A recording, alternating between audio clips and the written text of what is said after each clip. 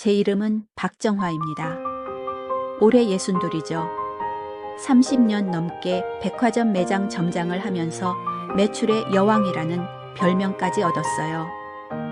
혼자 힘으로 아파트 2채와 상가까지 모았으니 나름 자랑스러운 인생이었다고 생각해요. 남편이 10년 전에 세상을 떠난 후로는 딸 은채와 사위 태훈이 제 유일한 가족이에요. 딸내미는 착하지만 좀 순진한 편이고 사위는 변호사라 그런지 말도 참 잘하더라고요. 그날도 평범한 저녁 식사 자리였어요. 은채가 갈비찜을 해줬는데 태훈이 갑자기 반짝이는 브로슈어 하나를 꺼내더라고요. 어머니, 이거 한번 보세요. 호화 노블 실버 레지던스라는 곳이었어요. 사진만 봐도 입이 떡 벌어질 정도로 화려했죠. 마치 외국 리조트 같은 건물에 수영장, 도서관, 심지어 와인바까지 있다는 거예요. 여긴 병원도 한 건물 안에 있고 호텔 서비스도 받을 수 있어요. 은퇴하신 분들 사이에선 정말 로망이죠. 태훈의 말에 은채도 고개를 끄덕였어요. 엄마, 혼자 지내시는 거 걱정됐는데 여기라면 안전하고 편할 것 같아요. 저는 솔직히 마음 한구석이 서늘했어요. 내가 짐이 된다는 건가? 하지만 태훈이 이어서 말하더라고요. 물론 수시로 찾아뵐 거예요. 주말마다 소율이랑 함께 놀러 올게요. 그냥 어머니가 더 행복하고 편안하게 지내셨으면 해서요. 그 말을 듣고 보니 마음이 누그러졌어요. 사실 혼자 지내는 것도 쓸쓸했거든요. 특히 밤에 혼자 있으면 남편 생각도 나고요. 그런데 비용이 만만치 않을 텐데 제가 걱정하자 태훈이 웃으며 말했어요. 어머니, 그동안 모으신 재산으로 충분해요. 오히려 지금 부동산이 불안정하니까 제가 어머니 명의 부동산 관리를 맡아드리면 어떨까요? 법적인 부분도 신경 써드리고요. 그때는 정말 고마웠어요. 사위가 이렇게까지 챙겨주다니. 은채가 복받은 거라고 생각했죠. 브로슈어를 넘기며 보니 정말 환상적이었어요.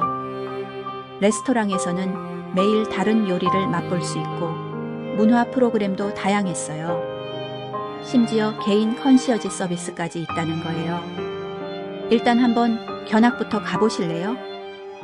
태훈의 제안에 저는 고개를 끄덕였어요. 그때만 해도 이게 제 인생 최악의 선택이 될 줄은 꿈에도 몰랐죠. 견학 날짜를 잡고 저는 그날 밤 오랜만에 설렘으로 잠들지 못했어요.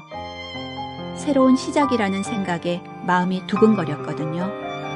일주일 후 태훈과 은채와 함께 호화 노블 실버 레지던스를 방문했어요. 건물 앞에 서자마자 압도당했죠. 정말 6성급 호텔이라고 해도 믿을 정도였어요. 대리석으로 된 로비에 들어서니 은은한 클래식 음악이 흘러나왔어요. 공기 중에는 고급 향수 냄새가 은은하게 퍼져 있었고요. 접수대 직원들은 모두 정갈한 유니폼을 입고 환한 미소를 지어 보였어요. 안녕하세요, 박정화 고객님. 오늘 견학 오신다고 들었습니다. 담당 직원 김 실장이라는 분이 나와서 인사를 했어요. 말투도 정중하고 자세도 반듯했죠. 먼저 안내받은 곳은 레스토랑이었어요. 천장이 높고 샹들리에가 걸려 있어서 마치 궁전 같았어요. 그날 점심 메뉴를 맛보게 해줬는데 정말 입에서 녹을 정도로 맛있었어요. 매일 다른 메뉴로 준비해드립니다. 영양사가 직접 관리하는 식단이에요. 김 실장의 설명에 저는 감탄할 수밖에 없었어요. 다음으로 본 개인 스위트룸은 더 놀라웠어요. 거실과 침실이 따로 있고 작은 주방까지 딸려 있었거든요. 창문 너머로는 한강이 내려다 보였어요. 와, 정말 멋져요. 은채가 감탄사를 연발했어요. 저도 마음이 설렜죠. 이런 곳에서 살 수 있다니. 와인바도 구경했어요.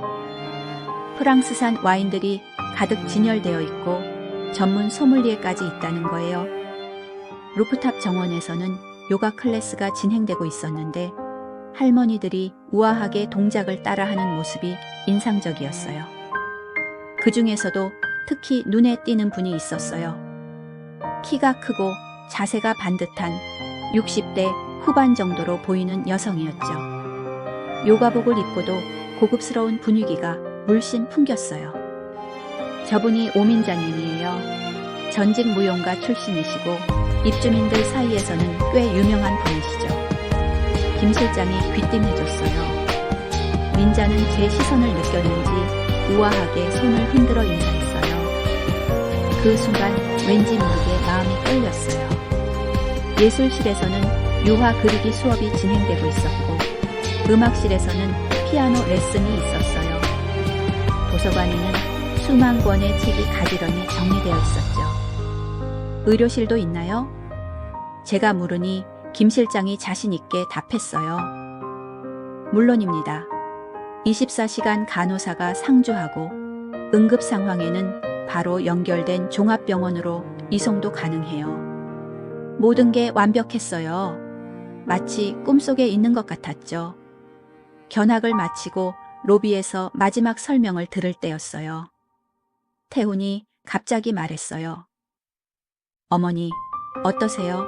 마음에 드시면 계약 진행해 볼까요?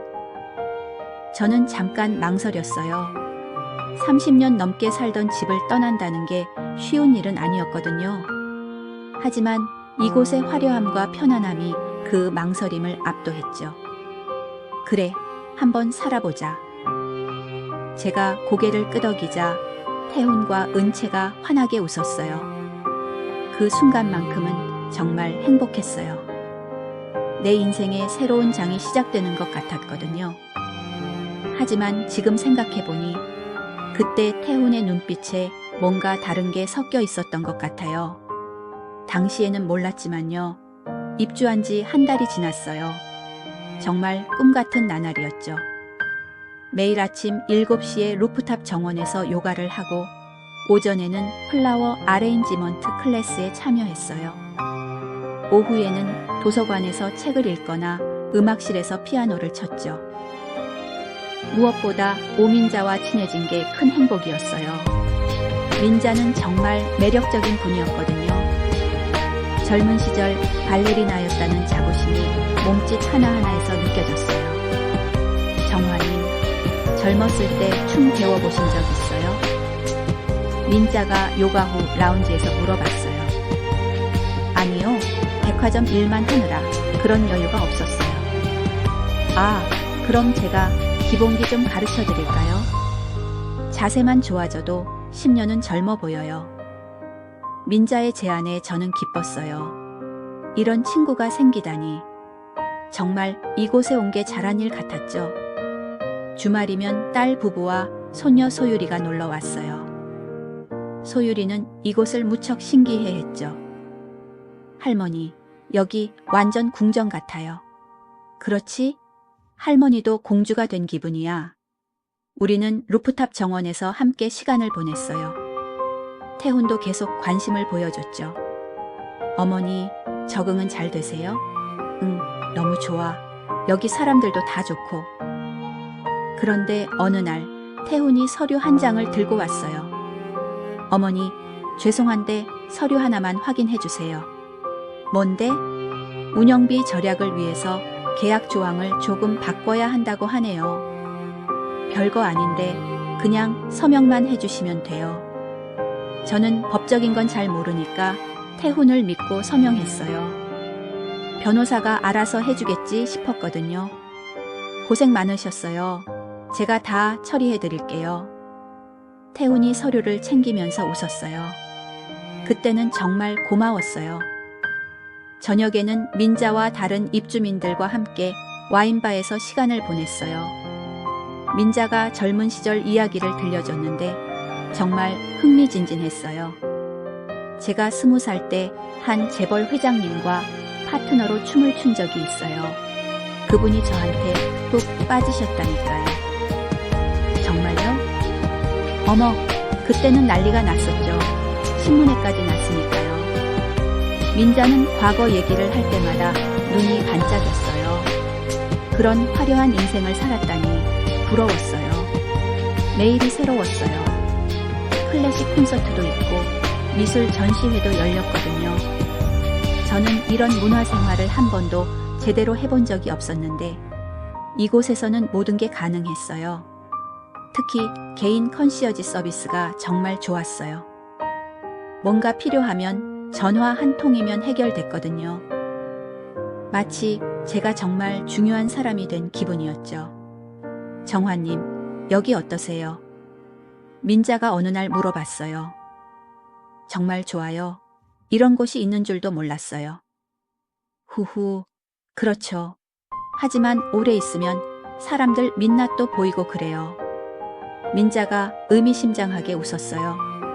그때는 그냥 농담인 줄 알았죠. 매일 아침 일어나면 감사했어요. 이런 호화로운 생활을 할 수 있다니. 제 인생 마지막 장이 이렇게 아름답게 펼쳐질 줄이야. 그런데 지금 돌이켜보면 그때가 가장 행복했던 시절이었던 것 같아요. 모든 게 달콤한 꿈 같았거든요. 석 달이 지나면서 조금씩 이상한 일들이 생기기 시작했어요.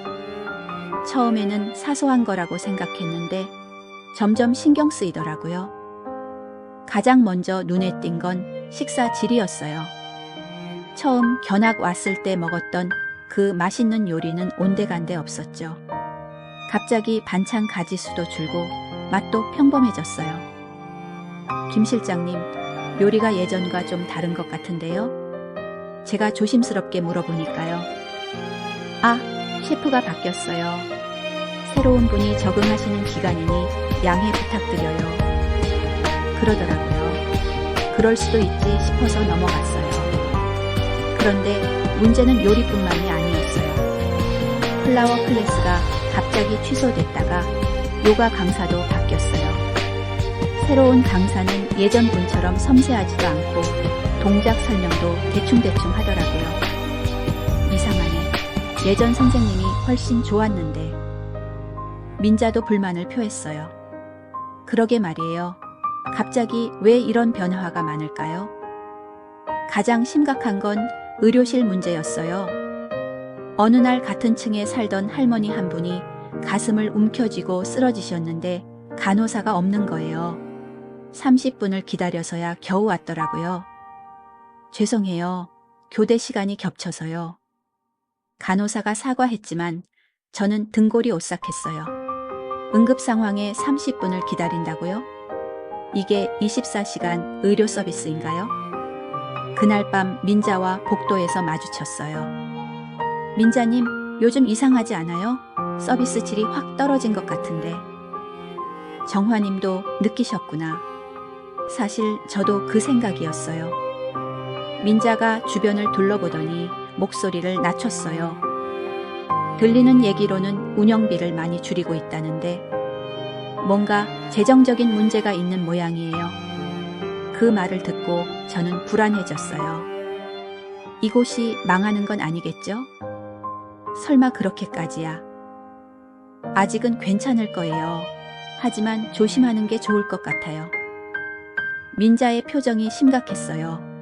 그 순간 제 마음속에 작은 균열이 생겼죠. 다음 날부터 저는 주변을 더 자세히 관찰했어요. 청소 횟수도 줄었고 로비 꽃도 예전만큼 자주 갈아주지 않더라고요. 직원들 표정도 예전만큼 밝지 않았어요. 태훈이 부동산 관리 건으로 서류를 가져왔을 때 저는 슬쩍 물어봤어요. 태훈아, 혹시 이 레지던스 운영이 어려운 건 아니지? 어머니, 왜 그런 생각을 하세요? 전혀 문제 없어요. 태훈이 단호하게 말했지만 뭔가 어색한 느낌이 들었어요. 시선도 제 눈을 똑바로 보지 않았거든요. 그날 밤 저는 처음으로 이곳에 온 게 잘한 일인지 의심했어요. 하지만 아직은 참을 만했어요.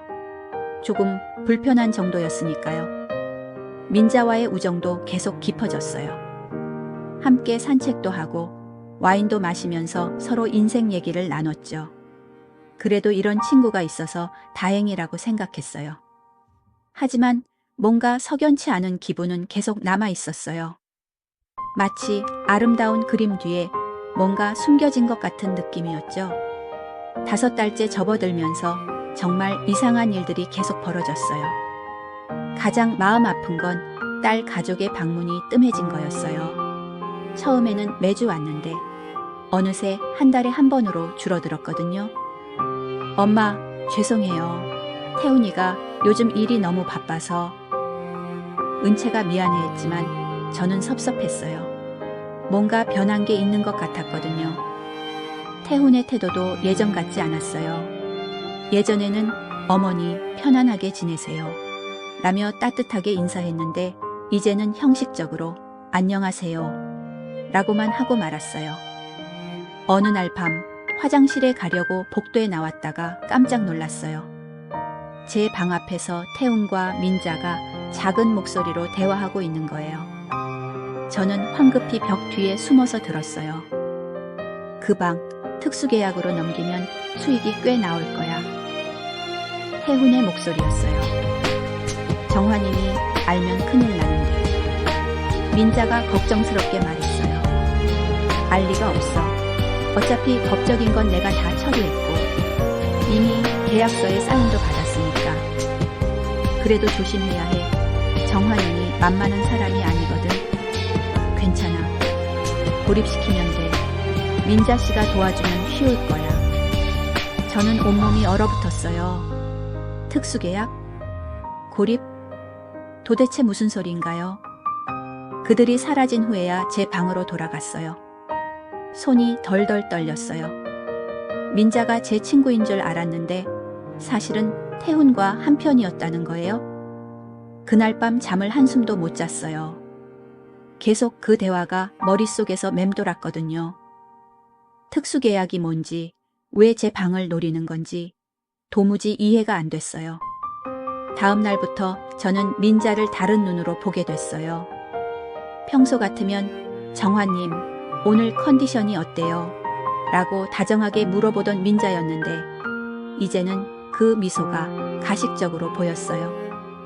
민자님, 혹시 이 레지던스 운영진과 특별한 관계가 있나요? 제가 조심스럽게 떠보니까요. 무슨 소리예요? 저도 그냥 입주민 중 한 명이에요. 민자가 자연스럽게 대답했지만 눈빛이 순간 흔들렸어요. 거짓말하는 게 분명했죠. 더 놀라운 건 그 다음이었어요. 태훈이 또 서류를 가져왔는데 이번에는 제가 자세히 읽어봤어요. 그런데 이해할 수 없는 조항들이 가득했거든요. 이게 뭐예요? 특별관리 대상자 지정이라니. 아, 그건 VIP 서비스를 받으시라는 뜻이에요. 태훈이 서둘러 설명했지만 저는 확신했어요. 뭔가 수상하다고. 이번엔 서명 안 할래요. 집에 가서 천천히 읽어볼게요. 태훈의 얼굴이 순간 굳었어요. 어머니, 기한이 있는 서류라서 급한 게 아니라면 다음에 하죠. 제가 단호하게 말하자 태훈이 마지못해 서류를 챙겼어요. 그때 처음으로 태훈의 진짜 얼굴을 본 것 같았어요. 그날 밤 저는 확신했어요. 뭔가 함정에 빠진 거라고. 태훈과 민자, 그리고 이 레지던스 운영진이 저를 이용하려고 한다고. 하지만 어떻게 해야 할지 막막했어요. 딸에게 말하자니 사위를 의심한다는 말을 어떻게 하겠어요. 그리고 증거도 없었거든요.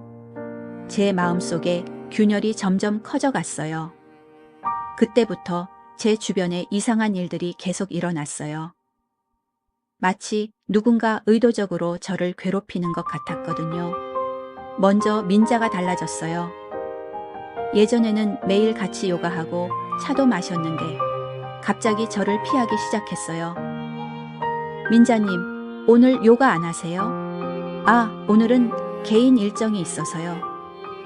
차갑게 대답하고는 휙 돌아서더라고요. 며칠 후에도 똑같았어요. 더 이상한 건 다른 입주민들의 반응이었어요.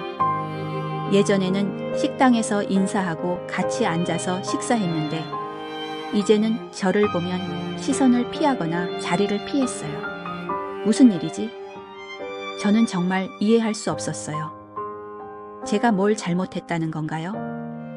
어느 날 운동실에서 러닝머신을 사용하려고 했는데 이미 사용 중이던 할머니가 말했어요. 여기는 단골 자리예요. 다른 기구 쓰세요.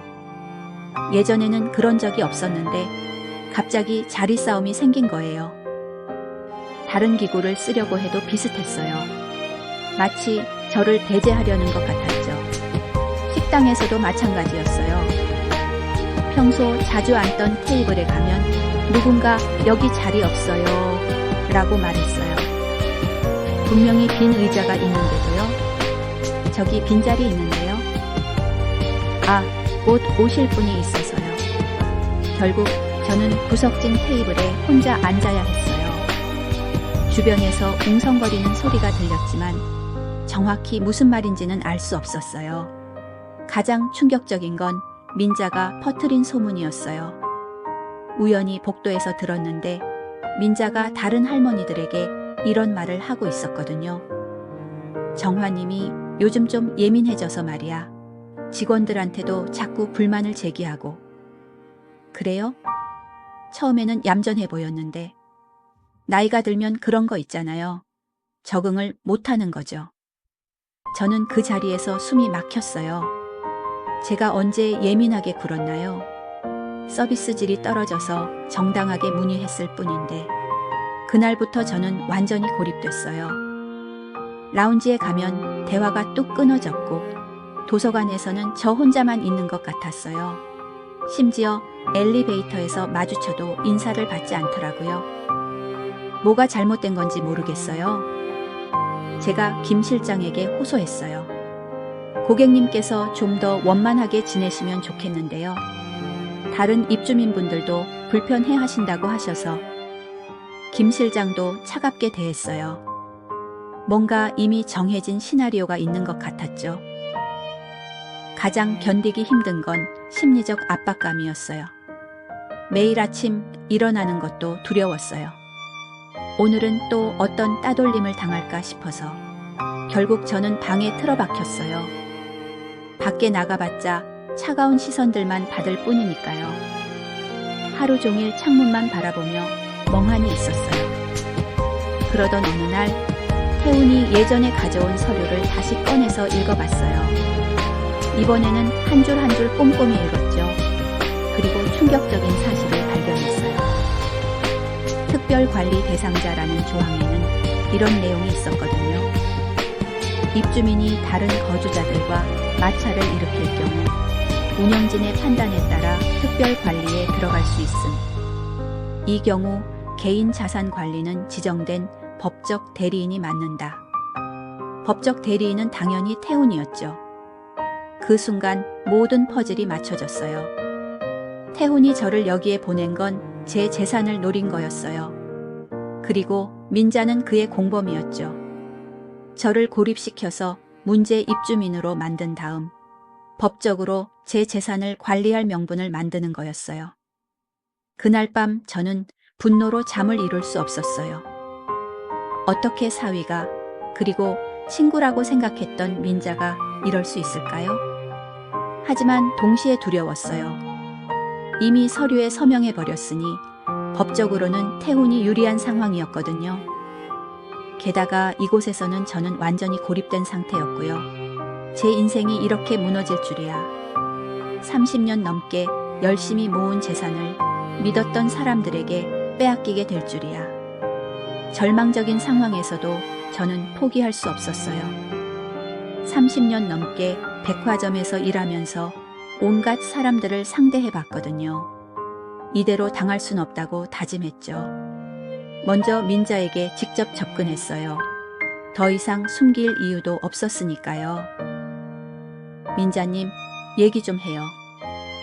라운지에서 민자를 불렀어요. 민자는 어쩔 수 없이 자리에 앉더라고요. 정화님, 무슨 일이세요? 태훈이랑 무슨 거래하는 거죠? 민자의 표정이 순간 굳었어요. 무슨 소리예요? 저 복도에서 다 들었어요. 제 방을 특수계약으로 넘긴다는 얘기. 민자가 한참 말이 없다가 한숨을 쉬었어요. 정화님, 이해해주세요. 저도 살아야 해요. 뭐라고요? 이곳 운영진이 제게 특별한 서비스를 제공해주는 대신 가끔 이런 일을 부탁해요. 저도 어쩔 수 없었어요. 민자의 고백에 저는 말문이 막혔어요. 그러면서도 마지막으로 호소해봤어요. 민자님, 우리 친구 아니었나요? 제발 도와주세요. 정화님, 죄송해요. 하지만 난 이미 내 편이 아니야. 민자가 차갑게 말하고는 자리에서 일어났어요. 그 순간 저는 완전히 혼자라는 걸 깨달았어요. 하지만 포기하지 않았어요. 며칠 동안 다른 입주민들을 유심히 관찰했는데 저와 비슷한 상황의 사람들이 있다는 걸 발견했거든요. 박할머니와 최할머니였어요. 이분들도 요즘 따돌림 당하고 있었어요. 아마 저와 같은 타겟이 된 것 같았죠. 조심스럽게 접근해 봤어요. 할머니, 요즘 이상하지 않나요? 정화님도 느끼셨구나. 저도 뭔가 이상해요. 박할머니가 고개를 끄덕였어요. 갑자기 사람들이 저를 피하고 서류도 자꾸 가져오고 최할머니도 비슷한 상황이었어요. 우리는 조용히 정보를 공유하기 시작했어요. 제 사위가 서류를 가져왔는데 이상한 조항이 많더라고요. 저도요. 특별관리 대상자라는 게 뭔지 모르겠어요. 우리는 각자 겪은 일들을 자세히 나눠봤어요. 그리고 공통점을 발견했죠. 모두 재산이 많고 가족 중에 법무 관련 일을 하는 사람이 있다는 거예요. 이거 조직적인 사기 같아요. 박할머니가 말했어요. 저도 그렇게 생각했어요. 그날부터 우리는 증거 수집을 시작했어요. 휴대폰으로 몰래 녹취도 하고 서류 사본도 만들었어요. 심지어 태훈과 운영진이 만나는 장면도 사진으로 찍었죠. 가장 결정적인 증거는 회계 서류였어요. 최할머니가 우연히 사무실에서 본 건데 입주민들의 재산 목록과 수익 예상액이 적혀 있었다고 해요. 우리 완전히 당한 거네요. 하지만 이제 증거가 있잖아요. 저는 오히려 희망이 생겼어요. 이제 방역할 수 있는 무기가 생긴 거예요. 며칠 더 조사한 결과 태훈과 운영진의 불법적인 거래 내역까지 확보했어요. 입주민들의 재산을 빼돌려서 자신들끼리 나눠 가지는 시스템이었어요. 이제 어떻게 할까요? 박할머니가 물었어요. 정면 승부를 해야죠. 저는 결심했어요. 더 이상 숨어 있을 이유가 없었거든요. 드디어 결전의 날이 왔어요. 매월 열리는 입주민 대표회의 날이었거든요. 저는 그동안 모은 모든 증거를 가지고 회의실로 향했어요. 운영진과 태훈, 그리고 민자까지 모두 참석했어요. 평소 같으면 위축됐을 텐데 이제는 오히려 당당했죠. 오늘 중요한 발표가 있습니다. 제가 일어서자 모든 시선이 집중됐어요. 이 레지던스에서 벌어지고 있는 불법적인 재산 탈취 행위에 대해 말씀드리겠어요. 순간 회의실이 조용해졌어요. 태훈의 얼굴이 새하얘졌죠. 어머니, 무슨 소리를 조용히 해요. 저는 준비한 녹음기를 켰어요. 태훈과 민자의 대화가 선명하게 흘러나왔어요. 그 방, 특수계약으로 넘기면 수익이 꽤 나올 거야. 회의실에 있던 모든 사람들이 충격에 빠졌어요. 이어서 회계 서류 사본과 사진들을 공개했어요. 입주민들의 재산 목록과 수익 예산액, 그리고 태훈과 운영진이 만나는 장면들. 이것들은 모두 증거입니다. 여러분의 재산을 노린 조직적인 사기예요. 김 실장이 황급히 나서려고 했지만 박할머니와 최할머니도 각자의 증거를 내놨어요. 더 이상 변명할 여지가 없었죠. 이건 오해입니다. 태훈이 발작적으로 소리쳤지만 이미 늦었어요. 오해요? 그럼 이 녹음도 오해인가요? 민자의 고백까지 녹음한 걸 틀었어요. 저도 살아야 해요. 이곳 운영진이 제게 특별한 서비스를 제공해주는 대신. 민자의 얼굴이 창백해졌어요. 그 순간 다른 입주민들이 웅성거리기 시작했어요. 자신들도 비슷한 경험이 있다는 얘기들이 나왔죠. 저도 이상한 서류에 서명하라고 했어요. 저희 아들도 갑자기 재산 관리를 맡겠다고 하더라고요. 상황이 완전히 뒤바뀌었어요. 이제는 태훈과 운영진이 궁지에 몰렸죠. 결국 김 실장이 손을 들었어요. 죄송합니다. 계약 해지와 위약금 면제를 해드리겠습니다. 회의가 끝난 후 민자가 저에게 다가왔어요. 정화님, 정말 미안해요. 이제 와서 사과해봐야 소용없어요. 저는 차갑게 대답했어요. 배신당한 상처는 쉽게 아물지 않거든요.